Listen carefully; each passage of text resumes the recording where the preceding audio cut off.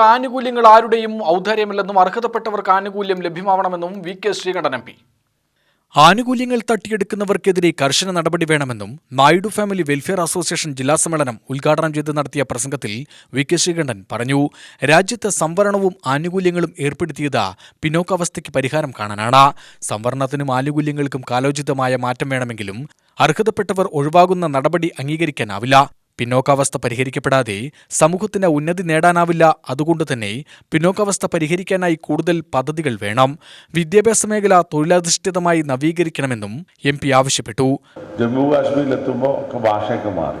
ഇപ്പോൾ പഞ്ചാബിയായി, കാശ്മീരിയായി, അങ്ങനെ ആസാമിയായി.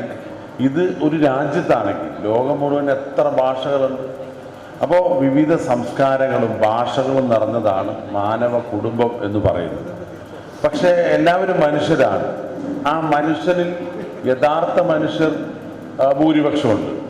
എന്താ യഥാർത്ഥ മനുഷ്യർ എന്ന് വെച്ചാൽ മനുഷ്യൻ കാണിക്കേണ്ട സ്നേഹം, ഏറ്റവും പ്രധാനപ്പെട്ട സ്നേഹം കാണിക്കാൻ ഏറ്റവും കൂടുതൽ കഴിയുക മനുഷ്യനാണ്.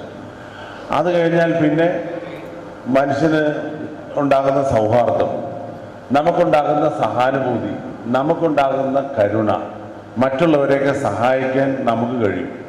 അപ്പം നല്ല കരുണയും ആർദ്രതയുമുള്ള മനസ്സ് ആർക്കുള്ളത്? മനുഷ്യനാണുള്ളത്. ജില്ലാ പ്രസിഡന്റ് ഡി കൃഷ്ണമൂർത്തി അധ്യക്ഷത വഹിച്ചു.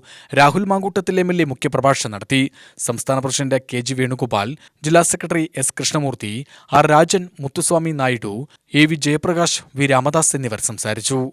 UTV news, Palakkad.